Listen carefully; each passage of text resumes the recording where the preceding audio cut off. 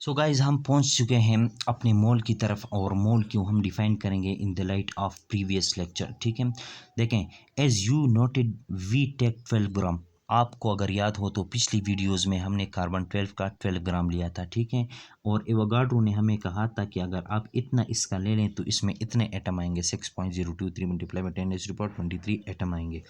अब देखें मोल की जो हमने डिफिनीशन फर्स्ट ईयर नाइन्थ में पढ़ी है वो ये है कि mole is defined as express atomic mass in gram. So 12 ग्राम। देखें, मोल की डिफिनीशन क्या है कि आप किसी सैंपल का अगर एक मोल लेना चाहते हैं तो उसका एटॉमिक मास जो है, उसका एटॉमिक मास आप रिप्रेजेंट करें ग्राम में तो वो आपके पास आ जाएगा एक मोल। ये है मोल की डिफिनीशन। अब देखें, सो 12 ग्राम, 12 is atomic mass of carbon. 12 ग्राम हमने लिया था ना, तो अब ये 12 ग्राम क्या रिप्रेजेंट करेगा, एक मोल को रिप्रेजेंट करेगा अकॉर्डिंग टू दिस डेफिनेशन। ठीक है, तो अब देखें, इस डिफिनीशन के तहत हमने कार्बन 12 6 का हमने एक क्या लिया था, एक मोल लिया था, और उस मोल को हमने कैसे डिफाइन किया कि आप इसका एटॉमिक मास जो है वो रिप्रेजेंट कर, उसको एक्सप्रेस करें ग्राम में। तो उसका एटॉमिक मास हमने लिख लिया, तो ये हमारे पास आ गया एक मोल के बराबर। और अकॉर्डिंग टू एवोगाड्रो ने कहा कि अगर आप 12 ग्राम ऑफ कार्बन 12 लेंगे तो उसमें कितने एटम आएंगे, उसमें एटम आएंगे 6.023 मल्टीप्लाई बाई 10⁻23 इतने एटम आएंगे। तो अब यहाँ से देखें, 12 ग्राम बराबर है एक मोल के, और एक मोल में इतने एटम होते हैं। ठीक है, so we conclude that if you express atomic mass in gram it will be equal to 1 mole. अब देखें, अगर मैं आपसे अब पूछूं यहाँ पर कि 1 ग्राम ऑफ हाइड्रोजन अगर आप ले लें, हाइड्रोजन का एटॉमिक मास क्या है, 1 है। अगर आप उसको 1 ग्राम ले लें ऑफ हाइड्रोजन तो वो कितने के बराबर होगा, एक मोल के बराबर होगा। और 1 ग्राम ऑफ हाइड्रोजन में कितने एटम आएंगे, 6.023 multiply by 10⁻23 atoms of hydrogen आएंगे। इसी तरह अगर आप कार्बन 13 को कितना ग्राम ले लेते हैं, 13 ग्राम ले लेते हैं, तो ये आपके पास एक मोल को रिप्रेजेंट करेगा, और ये आपके पास आएगा 6.023 मल्टीप्लाई बाई 10⁻23 एटम्स आएंगे। किस चीज़ के एटम्स होंगे, कार्बन 13 के एटम्स होंगे। इसी तरह अगर आप देखें नाइट्रोजन को, तो नाइट्रोजन का एटॉमिक मास क्या होता है, 14 होता है, और एटॉमिक नंबर 7 होता है। अगर आप 14 ग्राम ले लें तो 14 ग्राम क्या रिप्रेजेंट करेगा, एक मोल। और 14 ग्राम में नाइट्रोजन के कितने एटम्स आएंगे, नहीं उसमें आएंगे 6.023 मल्टीप्लाई बाई 10⁻23। तो उम्मीद है मोल का कंसेप्ट आपको इस लेक्चर के बाद कभी भी तंग नहीं करेगा, और आपने ये जान लिया कि किस तरह एवोगाड्रो नंबर, मोल और mass of an atom in terms of gram related है एक दूसरे के साथ। ठीक है, आगे देखें, इसी न्यूक्लियर फिजिक्स के हवाले से अगला जो हमारा टॉपिक है उसको देखते हैं। देखिए, बात यहाँ तक आकर ख़त्म नहीं होती। ठीक है, अच्छा, टॉपिक का नाम क्या है, आज के टॉपिक का नाम जो है इस वीडियो, वो तो mole in the light of about concept था, वो तो हमने पढ़ लिया। लेकिन जो मेन टॉपिक है वो ये है atomic mass in unit of energy. देखें, हमें आइंस्टाइन ने अपनी इस इक्वेशन से कहा था कि ये जो मास है ये एनर्जी का दूसरा फॉर्म है। तो क्या हम मास को रिप्रेजेंट कर सकते हैं एनर्जी में, अगर हाँ तो कैसे। अब देखें, एक एएमयू जो यूनिट है एटॉमिक लेवल के ऊपर मास को मेजर करने का, उसकी वैल्यू हमारे पास आई थी 1.66 मल्टीप्लाई बाई 10⁻⁻27 kg, या 1.66 मल्टीप्लाई बाई 10⁻⁻24 ग्राम। ये हमारे पास उसकी वैल्यू आई थी। तो ये एक मेस है, क्या है, एक मेस। और इतने मेस में कितनी एनर्जी होती है इस बात को हम जानेंगे इस इक्वेशन से। ठीक है, अगर इस इक्वेशन में हम m की जगह क्या पुट करें, ये मेस पुट करें, और c यहाँ पर रिप्रेजेंट कर रहा है स्पीड ऑफ लाइट, और उसकी वैल्यू है 3 मल्टीप्लाई बाई 10⁻⁸ मीटर पर सेकंड। ठीक है, तो क्या एनर्जी हमारे पास कितनी आएगी इस वैल्यूज़ को पुट करने से। तो देखिए, m की जगह ये वैल्यू पुट की, और स्पीड ऑफ लाइट की जगह ये वैल्यू पुट की, इसके ऊपर स्क्वायर है, स्क्वायर आ जाएगा।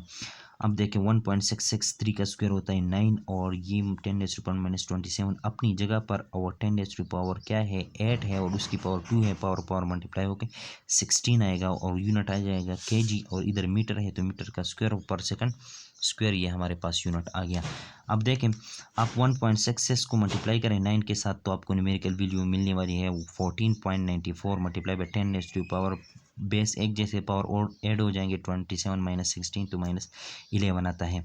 अब केजी मीटर स्क्वायर पर सेकंड स्क्वायर हमारे पास बराबर होता है एक जूल के। कैसे बराबर होते हैं देखें, वर्क डन को हम मेजर करते हैं जूल में, ठीक है, एनर्जी है, ठीक है, एनर्जी को हम मेजर करते हैं जूल में, और ये वर्क डन को मेजर करने का जो यूनिट है वो जूल है, फोर्स को मेजर करने का यूनिट है न्यूटन है, और ये डी डिस्टेंस या डिस्प्लेसमेंट को रिप्रेजेंट कर रहे हैं उसका यूनिट है मीटर।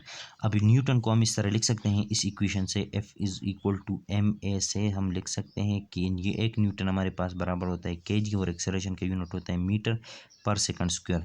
तो न्यूटन को हम लिख सकते हैं kg मीटर पर सेकंड स्क्वायर, और ये मीटर अपनी जगह पर मीटर मीटर के साथ मल्टीप्लाई हो जाएगा, मीटर स्क्वायर आ जाएगा, kg अपनी जगह पर सेकंड स्क्वायर अपनी जगह पर मीटर मीटर स्क्वायर आ जाएगा, तो kg मीटर स्क्वायर पर सेकंड स्क्वायर कितने के बराबर आ गया, जूल के बराबर आ गया। तो जहाँ पर kg मीटर स्क्वायर पर सेकंड स्क्वायर आता है वहाँ पर हम जूल लिख सकते हैं, जूल लिख लिया, ठीक है। अब देखें, हम ये जानते हैं कि इलेक्ट्रॉन वोल्ट, अब देखिए जूल एक बहुत बड़ा यूनिट है और हम एटॉमिक मेस एटॉमिक लेवल पे बात कर रहे हैं। हमने मेस कौन सा ले लिया है, एक एटॉमिक मेस यूनिट के बराबर मेस हमने लिया, बहुत छोटा मेस है। तो बहुत छोटे मेस के लिए जो एनर्जी का यूनिट है वो भी छोटा होना चाहिए। तो जूल एक बड़ा यूनिट है और जूल के करस्पॉन्डिंग हमारे पास दूसरा यूनिट है, उसको कहते हैं इलेक्ट्रॉन वोल्ट। इन दोनों के दरमियान जो रिलेशन है वो ये है 1 इलेक्ट्रॉन वोल्ट बराबर होता है 1.60 multiply by 10 raise to power -19 joule के बराबर होता है। हमें क्या चाहिए, 1 जूल चाहिए, तो इस साइड को भी 1.60 multiply by 10 raise to power -19 से डिवाइड किया, इस साइड को भी डिवाइड किया, तो यहाँ से ये खत्म हो गया, 1 जूल आ गया, तो 1 जूल बराबर 1 divide by 1.60 multiply by 10 raise to power -19 electron volt. अब जहाँ पर 1 जूल आता है उसकी जगह हम ये लिख सकते हैं, तो इस इक्वेशन को उठाकर इस इक्वेशन में पुट किया तो हमारे पास आ गया एनर्जी ये वाली is equal to 14.94 multiply by 10 raise to power -11 joule की जगह क्या पुट किया, 1 divide by 1.60 multiply by 10 raise to power -19 electron volt, ठीक है। अब क्या किया, इस पावर को क्या किया, इस पॉइंट को इस साइड शिफ्ट किया, शिफ्ट हो गया 10 रेज़ टू पावर -11 था, 10 रेज़ टू पावर -10 हो गया, और इसको ये डिवाइड अपनी जगह पर, इलेक्ट्रॉन वोल्ट का यूनिट भी अपनी जगह पर, 1.49 को डिवाइड करें 1.60 पे तो आपको मिलने वाला है 9.31 10 रेज़ टू पावर, इधर प्लस माइनस में है, ऊपर जाके प्लस में हो जाएगा, और ये अपनी जगह पर बेस एक जैसे पावर क्या हो जाएंगे, 8 हो जाएंगे। 19 से आप 10 निकाले तो आपको 8 मिलने वाला है, और यहाँ से आपको मिले हुए 9.31 multiply by 10 raise to power. अब इस पॉइंट को मैं इस साइड शिफ्ट करता हूँ तो 10 की पावर माइनस में भी लिखूंगा, और पॉइंट को कितने डिजिट डिस्प्लेस किया, 2 डिजिट डिस्प्लेस किया, तो 10 रेज़ टू पावर उतना ही डिजिट लिखूंगा, मतलब उसका नंबर लिखूंगा, 2 डिजिट डिस्प्लेस किया तो 2 लिखूंगा, तो 931 अपनी जगह पर multiply by 10 raise to power 8 अपनी जगह पर, और कितने पॉइंट डिस्प्लेस किया था, 2 पॉइंट, तो 10 रेज़ टू पावर -12। जब पॉइंट लेफ्ट से राइट पे शिफ्ट होता है तो पावर माइनस पे लगता है, ठीक है। अब बेसिक जैसे पावर आपको फार्मूला पता है 931 अपनी जगह पर 10 raise to power 6 electron volt. तो अब देखें 10 रेज़ टू पावर 6 को हम क्या कहते हैं, मेगा कहते हैं, ठीक है। 10 रेज़ टू पावर 6 को मेगा कहते हैं, 10 raise to power -9 10 raise to power 9 को कहते हैं गीगा, और 10 रेज़ टू पावर 12 को टेरा, और ये आपको पता है सब कुछ, ठीक है। तो इसकी जगह हम मेगा पुट कर सकते हैं। अब इस बात का मतलब ये है कि हमने मेस पुट किया था 1 AMU और 1 AMU के जो करस्पॉन्डिंग एनर्जी है वो हमारे पास आ गई 931 मेगा इलेक्ट्रॉन वोल्ट, इतनी एनर्जी आ गई। अब देखें, अगर आपको पता हो मेस ऑफ इलेक्ट्रॉन का, तो मेस ऑफ इलेक्ट्रॉन इतना होता है। अब इलेक्ट्रॉन के पास in terms of electron volt कितनी एनर्जी होती है, तो उसी इक्वेशन में पुट करें, सॉल्व करें, तो आपको आंसर मिलेगा 0.51 मेगा इलेक्ट्रॉन वोल्ट। तो इतनी एनर्जी सिर्फ इलेक्ट्रॉन के पास होती है अगर उसका मेस इतने के बराबर है।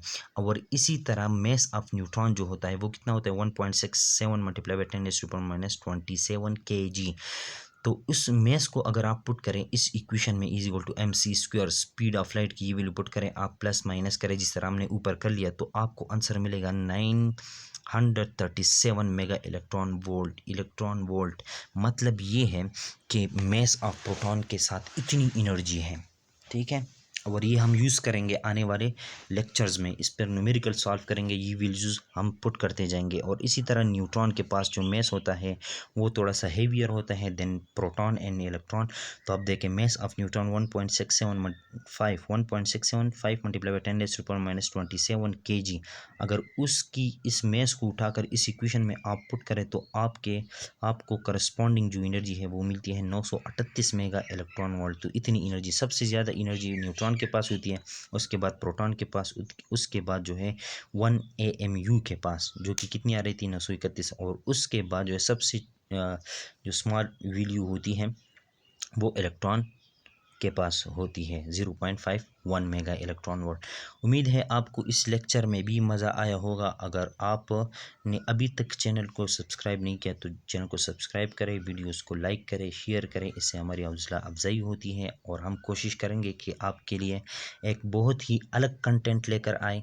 बहुत ही कंटेंट तो वही होगा लेकिन अलग अंदाज से पढ़ाएं, ताकि जो भी फर्स्ट टाइम देख रहा है लेक्चर को, उसने कभी पढ़ा ही नहीं है, स्कूल कॉलेज गया ही नहीं है, वो देखें तो उसको चीज़ समझ में आ जाए। अगर उसकी थोड़ी सी बेसिक है, लाजमी बात है कि अगर वो क्लास 12 में पढ़ रहा है तो उसकी थोड़ी सी बेसिस होगी, मैट्रिक वाली बेस भी किसी की क्लियर है तो उसको इस लेक्चर्स में कोई भी मसला नहीं आएगा। फिर भी कोई मसला हुआ तो आप मुझे पर्सनली कांटेक्ट कर सकते हैं, ठीक है, कमेंट्स के शक्ल में भी, और मैं अपनी व्हाट्सअप का लिंक भी दे दूंगा, नंबर भी दे दूंगा, आप उस पर भी कांटेक्ट कर सकते हैं। नेक्स्ट लेक्चर तक के लिए अपना ख्याल रखिएगा, अपनी इस चैनल का भी, और अल्लाह हाफिज़, खुदा हाफिज़।